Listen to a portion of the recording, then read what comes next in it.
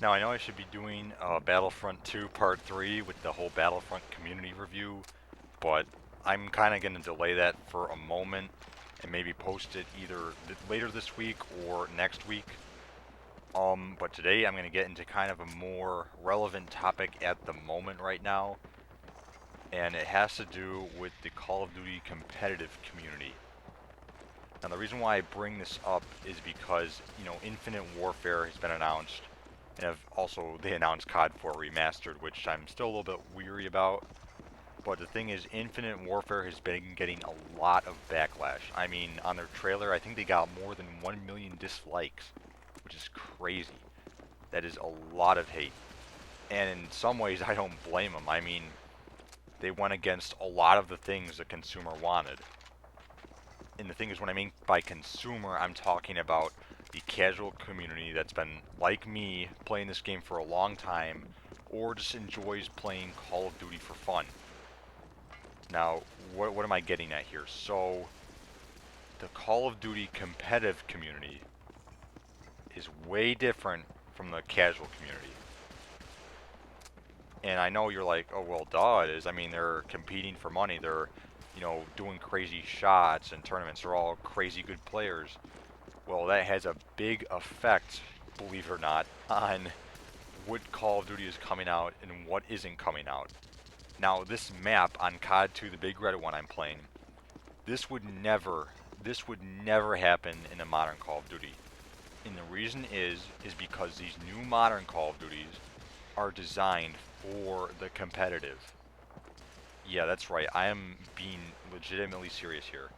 Now, if you guys watched White Boy 7th Street, he mentioned one time in one of his videos about Infinite Warfare and about the next Call of Duty, about how the developers are responding to the 1% and not the 99% of people who, like us have been playing the game for a long time, just want to play it for fun.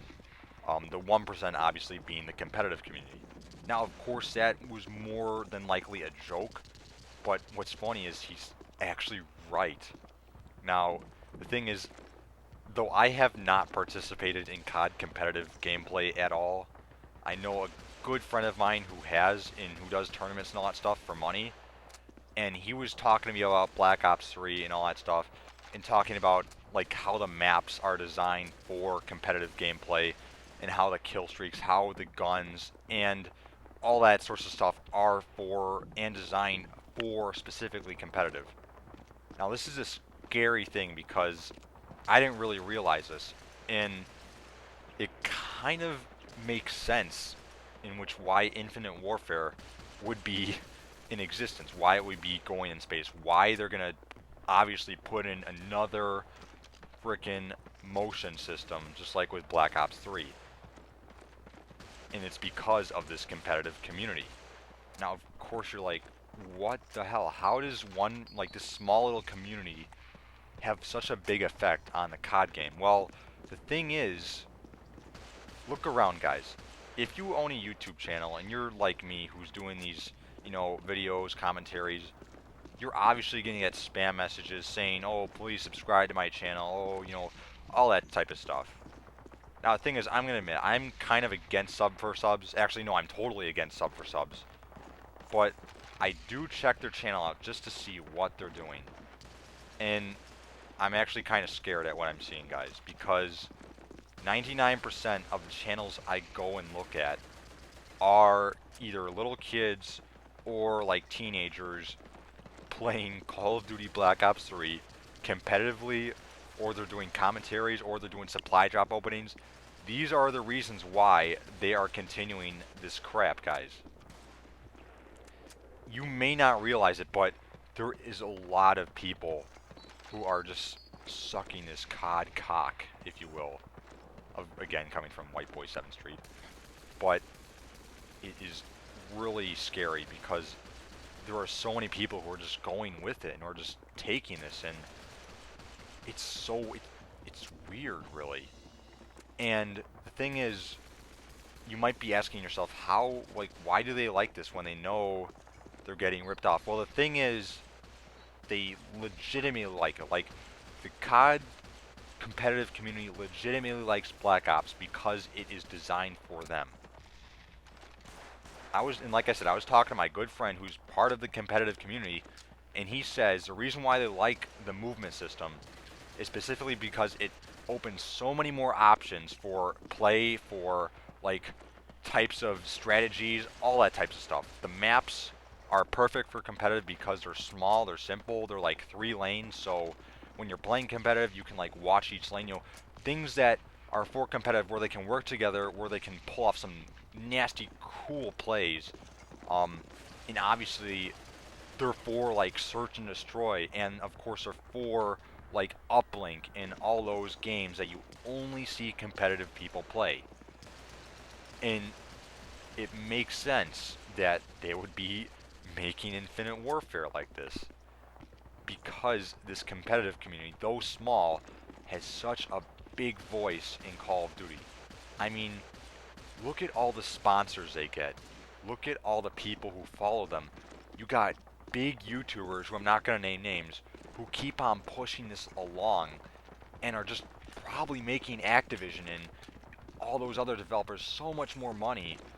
And because of that, they're obviously going to keep on going with it and going to keep on producing these new CODs, these modern competitive CODs.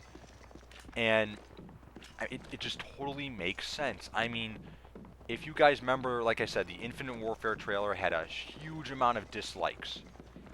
But the developer from Infinity Ward himself quoted that even with all the dislikes of the trailer, they will still keep on making these progressively better Call of Duties. And when he means progressive, he's talking about these new, innovative, movement systems, all that type of stuff, Call of Duty. And the people who he means that like this game are those competitive players, thus proving that it is being designed more for the competitive than the casual market, which makes up most of the COD community.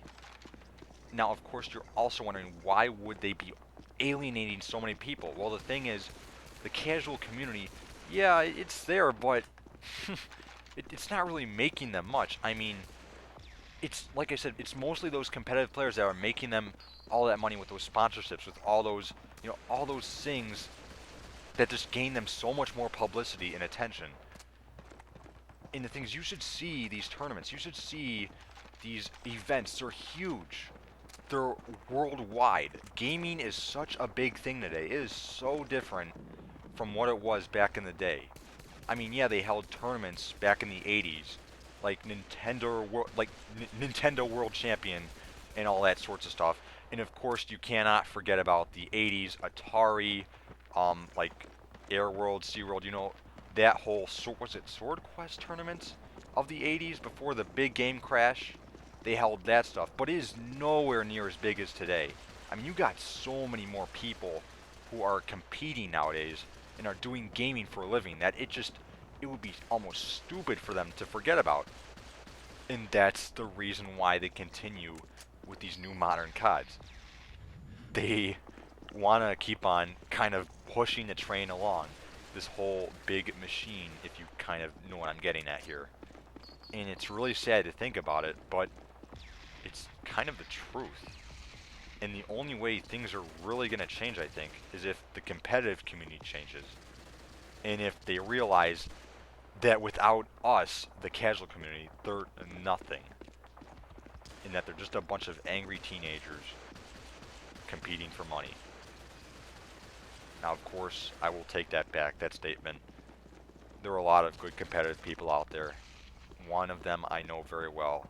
And, it's fine if you're competing in COD. It is great. If that's what you like to do, more power to you, alright? But it's just sad to think that what this game used to be is now gone. Thank you for listening, everyone. Hopefully you have a good day.